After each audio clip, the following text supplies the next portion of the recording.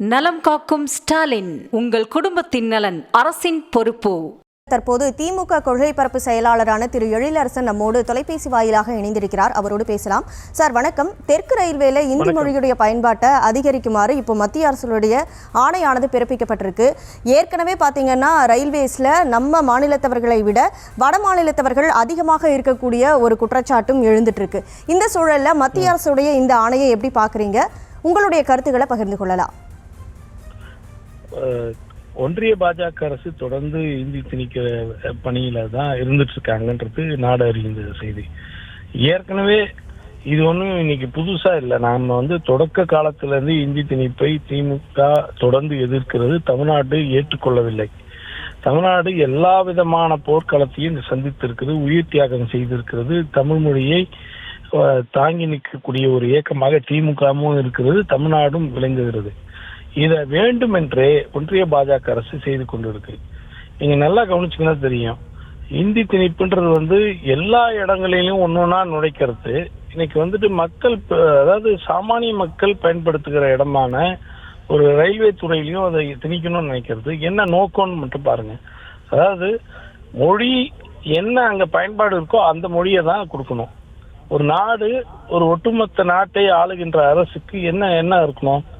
என் மக்களுக்காக எங்க மக்கள் என்ன மொழி பயன்படுத்துறாங்களோ அதை கொடுக்கணும்னு நினைக்கணும். ஆனா அதுக்கு மாறுபட்டு இந்திய திணிக்கிற அந்த பணி ரொம்ப மோசமான ஒரு நிலைகளை தான் ஏற்படுத்துகிறது. கண்டிப்பாக எங்களுடைய தலைவர் மாண்புமிகு முதலமைச்சர் அவர்கள் இதை கடுமையாக கண்டிப்பதோடு அல்லாமல் கண்டிப்பாக ஒரு பெரும் போராட்டமே வெடிக்கக்கூடும்.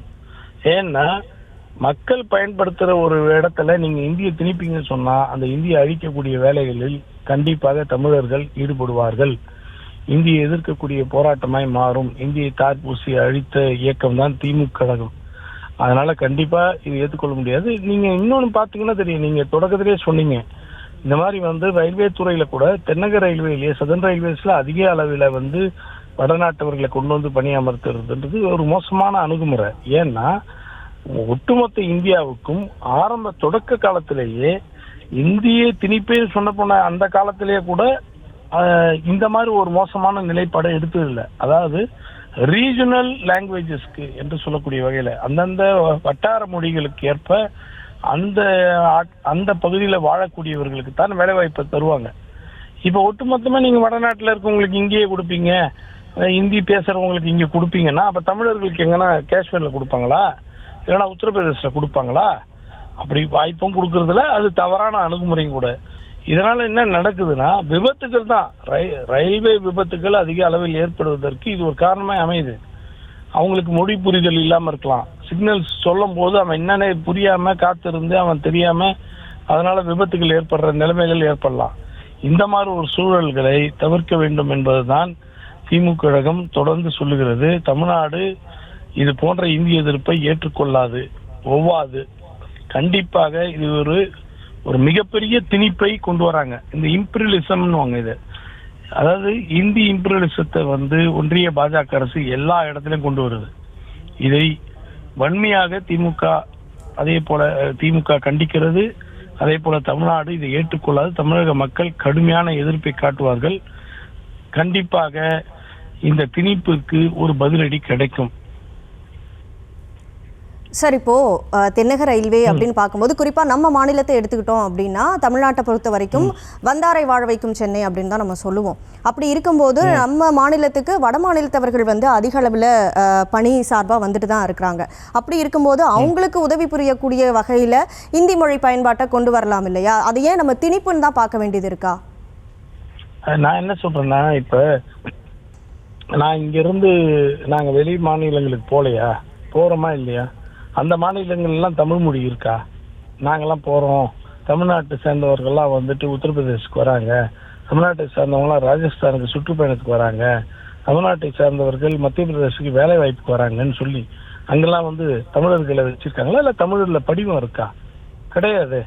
நான் என்ன சொல்றேன், வரவர்களுக்கு உதவுறதுக்கு ஏற்ற அளவுல இருக்கணும்ன்றது வேறு. நீங்க அது ஒரு படிவத்தையோ இல்ல பயன்பாட்டையோ அறிவிப்புகளையோ அது போல வைப்பது என்பது ஒட்டுமொத்தமா கபலீகரம் செய்வதற்கு வராங்க. தமிழ்நாட்டை ஒட்டுமொத்தமா கபலீகரம் பண்ணணுன்றது தான் ஒன்றிய பாஜக அரசனுடைய எண்ணம். மோடிக்கு அதான் எண்ணமா இருக்கு, அவருக்கு அமித்ஷா அவர்களுக்கும் அதான் எண்ணமா இருக்கு. ஒட்டுமொத்தமா தமிழர்களை அழிச்சிடலான்னு பாக்குற மாதிரி இருக்கு. இது ஒரு நாட்டை ஆளக்கூடியவர்களுக்கு அந்த நாட்டில் ஒரு பகுதி மக்களை புறக்கணிப்பதும், அந்த பகுதி மக்களினுடைய மொழியை புறக்கணிப்பதும், தமிழ் மொழின்றதோட தொன்மைக்கு உலகமே வரவேற்கிறது, உலகமே மரியாதை கொடுக்கிறது. ஆனா இந்த திரு மோடி அவர்களுக்கும் அமித்ஷா அவர்களுக்கும் தமிழை மதிக்கவே தெரியவில்லை. தமிழர்களை மிக இழிவாக நடத்துறாங்கன்றதான் இது அர்த்தம். நீங்க போற இடத்துக்கெல்லாம், நம்ம இப்ப யூஎஸ்ல போய் வேலைக்கு போறோம், போற இடத்தெல்லாம் தமிழர்களுக்காக அப்படின்னு கவுண்டர்ஸ் வைக்க முடியுமா? முடியாது. நீங்க உதவுறதுக்காக ஒரு கவுண்டர் கூட வைங்க, நான் தப்புன்னு சொல்ல. இங்க போனா ஹிந்தி பேசுற மக்கள் இங்க தாங்க பயன்படுத்திப்பான்னு ஒரு கவுண்டர் கூட வைங்க, தப்பு இல்லை. ஆனா இந்திய வந்துட்டு படிவங்கள்லயும் அறிவிப்புகள்லயும் ரயில்வேல நான் போய் நிக்கிறோம், இப்ப நம்ம வந்து ரயில்வே ஸ்டேஷன்ல நின்னா ஹிந்தியில அறிவிப்பு கொடுத்தா எனக்கு என்ன புரியும்? இந்த ட்ரெயின் இந்த பிளாட்ஃபார்ம்ல வருதுன்னு சொல்லி தமிழ்ல சொன்னா எங்களுக்கு புரிஞ்சு போய் நின்று ஏறுவோம். ரயில்வே துறையை பொறுத்த வரையில் ஒட்டுமொத்த நாட்டில் உலகத்திலேயே அதிகமான எம்ப்ளாயீஸ் ஒர்க் பண்றதும், அதிக நீளங்கள் ரயில்வே பாதை அமைத்திருக்கக்கூடிய ஒன்று நம்மளுடைய இந்தியன் ரயில்வேஸ். அதுல அதிக லாபகரமாக, அதிக அளவில் உண்மையாக நேர்மையாக கட்டணம் செலுத்தி பயணிக்கக்கூடிய வகையில் ரொம்ப டீசெண்டா ரொம்ப நல்லா இருக்குன்னா அது சதர்ன் ரயில்வே தான். அந்த அளவுக்கு பராமரித்து, அந்த அளவுக்கு நம்ம தமிழர்கள் தென் இந்தியாவில் இருக்கக்கூடியவர்கள் ரயில்வே துறைக்கு முறையான கட்டணம் செலுத்தி முறையாக பராமரித்தல், அதை ஒழுங்காக பயன்படுத்தக்கூடிய வகையில் நாம் எல்லாம் இருக்கிறோம்.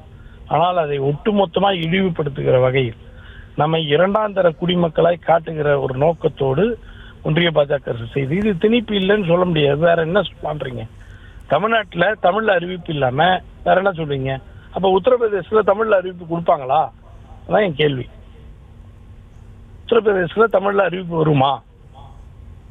டெல்லியில தமிழுக்கு அறிவிப்பு வருமா?